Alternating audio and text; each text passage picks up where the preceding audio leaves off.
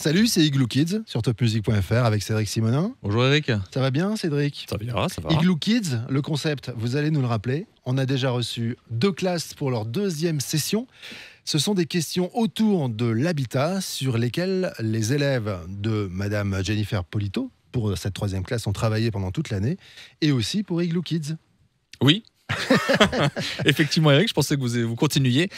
Oui, c'est la 2e session, parce que la première session, on avait tourné des émissions où eux posaient des questions à des experts sur des thèmes qui étaient en lien avec le programme qu'ils travaillaient tout au long de l'année, autour évidemment de l'habitat durable, puisqu'on est dans l'émission Igloo. Il était important pour moi, dans cette 2e émission, d'avoir le regard d'enfants de CM1, CM2, donc qui ont 10 ans en moyenne, sur le logement, l'habitat, et puis notamment après la période de pandémie que l'on a connue. Donc ils ont travaillé sur cette thématique de l'habitat idéal, et ils vont nous parler aussi bien des lieux, des matériaux que des espaces qu'ils imaginent. Ils ont beaucoup et bien travaillé dans cette classe de Jennifer Polito, donc l'école élémentaire Schumann à Strasbourg, cette classe de CM2. Et on va commencer avec le premier groupe, celui d'Elena. Bonjour. Comment ça va, Elena? Bien. Très bien. Alors Cédric a une question pour toi.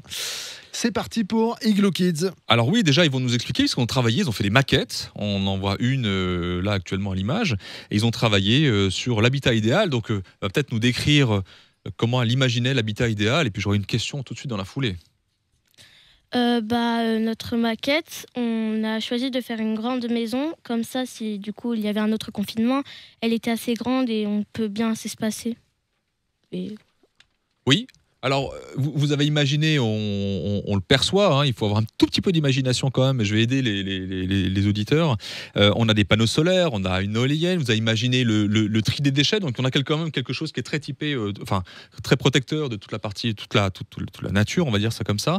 Il y a une thématique sur l'eau, et puis il y a un potager, et là c'était ma question. Pourquoi c'est important d'avoir un potager Nous avons choisi de mettre un potager sur notre maquette parce que c'est plus écologique. Comme cela, les camions et les avions ne consomment pas en transportant la nourriture. Puisque nous n'en avons pas besoin, nous pouvons subvenir à nos propres besoins. La 2e raison, c'est parce qu'on peut aussi s'amuser en jardinant. La 3e raison, c'est bien aussi parce que c'est bio. Donc cela a plus de goût et plus de vitamines. 4e raison, on peut faire des plats faits maison. Et 5e raison, on économise aussi de l'argent. Formidable. Oui. Si tout le monde pensait comme ça. Et puis vous qui avez la main verte, je pense que ça vous donne des idées. Et tu jardines déjà? Un peu, pas trop. Tu t'entraînes pour ta future maison, je vois. Oui. Très bien. Merci beaucoup et merci à ton groupe. Merci. Elena, on va enchaîner avec le groupe numéro 2. C'est Isae et Kedri qui arrivent à notre micro sur topmusic.fr. On va montrer à l'image dans un instant votre énorme projet. Celui-là, il est colossal, Cédric. Alors celui-là est colossal, bon, et on voit que Sébastien est en train de souffrir en le mettant en œuvre. Il faut le tenir, Sébastien. Oui, il faut bien. le tenir. Sébastien qui n'a pas fait que coordonner cette émission, qui a aussi été le porteur des projets. Il sait tout faire. Alors, on peut avoir une petite description de cette maquette Nous avons fait une piscine et nous avons fait une grande maquette pour avoir de l'espace pour vivre, tout simplement. Voilà, pour vivre. La tour électrique, on avait mis au début, sauf qu'il n'y avait pas de place à porter. La tour électrique aspire l'électricité du tonnerre. Et elle aspire, donc elle fabrique de l'électricité pour la maison entière. Au lieu de payer, et c'est plus écologique. Bon, donc en fait, ils avaient imaginé capter le tonnerre pour réchauffer la maison. Waouh. Ils avaient imaginé aussi du compost, des plantes évidemment, pas mal d'arbres. Et puis il y avait une notion de calme. Ça, c'était important d'être en pleine nature pour être au calme dans cette maison. Oui. J'ai une première question, parce que quand j'ai lu le travail que vous avez fait, j'ai vu une piscine. Mais je me suis posé la question, est-ce qu'une piscine, c'est vraiment écologique, avec toute l'eau qu'on y met dedans, juste pour s'amuser? En fait, c'est pas écologique, mais nous, on a fabriqué un filtreur où l'eau, quand il y a la pluie, ça va dans le filtreur. Et après, il y a un petit tube qui va dans la piscine. Donc on remplit la piscine avec l'eau de pluie. Voilà. La piscine... Et le filtreur filtre l'eau pour aller dans la piscine. D'accord. Tu voulais ajouter quelque chose, Chloé ? La piscine a un rapport avec la question qui va se poser à l'instant. Le calme. Oui. Alors, c'est ma deuxième question, c'est ce que tu es en train de me dire. Il faut que je la lance, c'est ça, effectivement. Alors, en quoi est-ce si important d'être au calme par rapport à son habitat? C'est important pour bien dormir, pour être tranquille. Euh, c'est pour, au cas où un virus arrive, on peut aller dans notre jardin sans problème, pour ne pas être dérangé et pour vivre tranquillement sans le regard des autres. Bravo à vous. On va enchaîner avec le groupe numéro 3, celui de Marois. Salut. Avec Alba. Alba. Très bien. Alors, une question peut-être, Cédric, pour commencer? Oui, alors avant la question, on retrouve dans la maquette qui a été imaginée par le groupe de Marois, c'était évidemment, il y a des panneaux solaires, il y a récupère d'eau pour économiser l'eau, il y a des robinets mousseurs. Ça, c'est intéressant parce que je ne l'ai pas vu juste avant. Donc, il y a quelqu'un qui a peut-être ça chez soi pour économiser l'eau. Un robinet? Un robinet mousseur. Mousseur. Oui, vous avez Avec le savon directement? Non, ça ne mousse pas avec le savon, ça mousse tout seul et vous consommez beaucoup moins d'eau. Ah ouais. Il faut le savoir. Et puis, il y avait une notion de la voiture électrique et puis c'est la première fois qu'on a une notion sur les mobilités. Donc, ça m'a évidemment questionné. Pourquoi parler de la voiture électrique? Il y a beaucoup de différences entre une voiture électrique et une voiture essence. Il y a les avantages de la voiture électrique sont le silence et le confort de conduite, la fiabilité du véhicule, la facilité d'entretien et de maintenance et la réduction des émissions de gaz à effet de serre. Alors, effectivement, on est d'accord.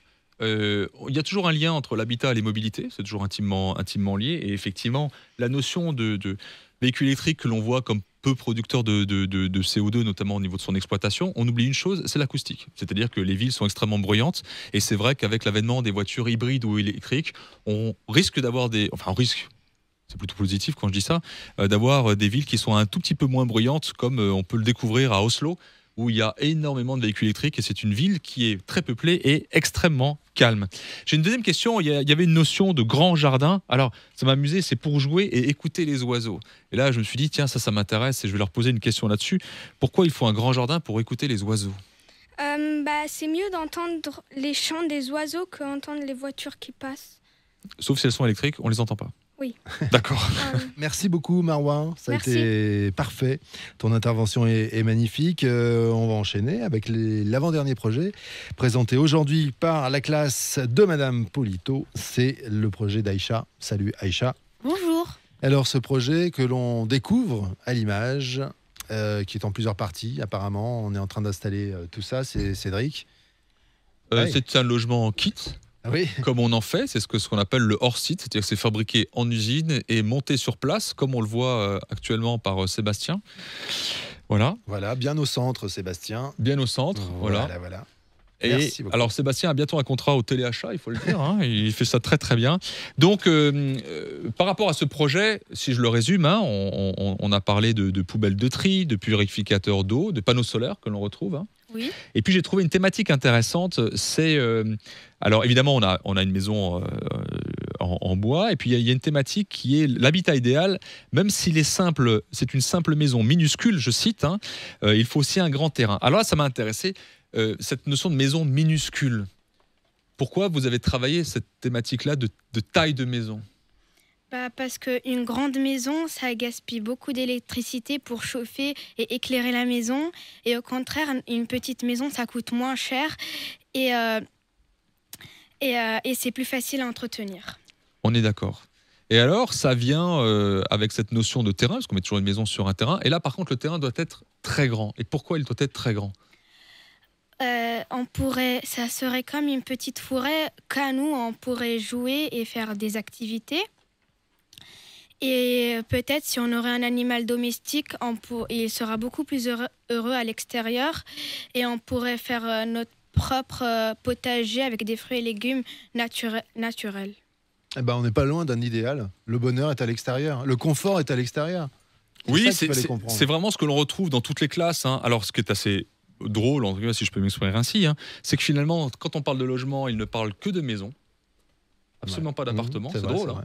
Alors que j'ai pas les statistiques, mais je pense qu'une grande majorité qui sont plutôt des urbains vivent en ville.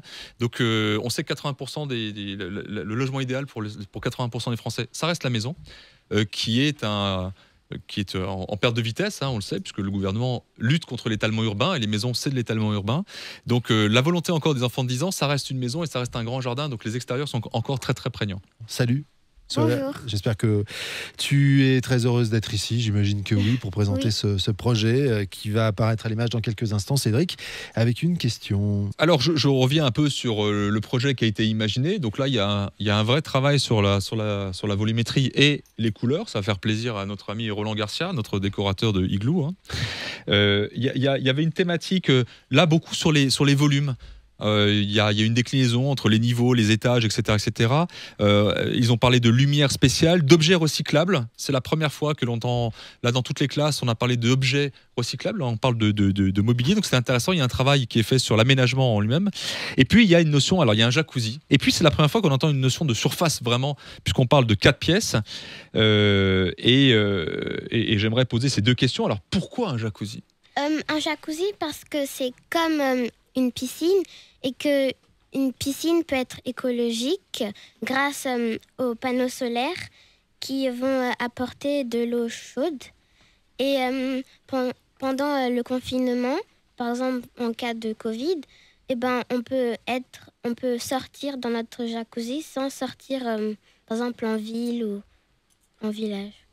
Alors la deuxième question, c'est la première fois là de tous les groupes que j'entends parler d'une surface, d'une maison idéale parce qu'elle a 4 pièces. Alors pourquoi ? Je me suis dit pourquoi 4, pourquoi pas 3, pourquoi pas 6 ? Pourquoi justement ce choix de 4 pièces ?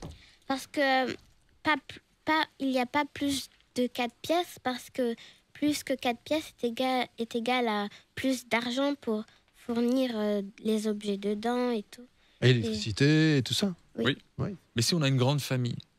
Si par exemple j'ai une famille de 7, eh ben, il peut avoir 2 chambres, une pour les parents et une grande chambre pour les 4 enfants. Ça fait 6. Il en Oui, manque un, mais c'est le chien. bébé- Il y en a un Pardon. Le chien qu'on dort met dehors, dehors dans le jacuzzi. Aussi, il y a On est un d'accord. bébé, il dort avec les parents. Ah bah voilà. Voilà, Très bien, il y a toujours un bébé.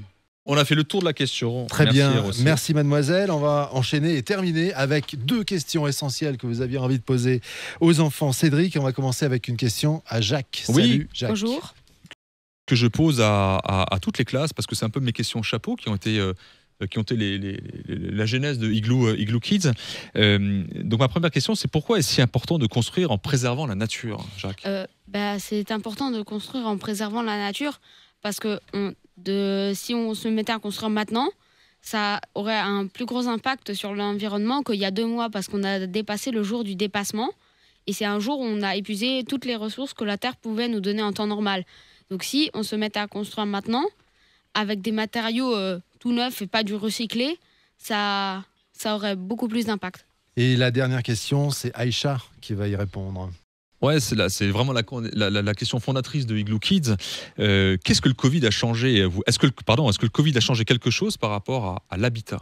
Oui, on fait plus attention à ce qu'on fait, on se lave les mains plus souvent et il y a beaucoup plus de pollution parce qu'il y a des personnes qui jettent leurs masques par terre.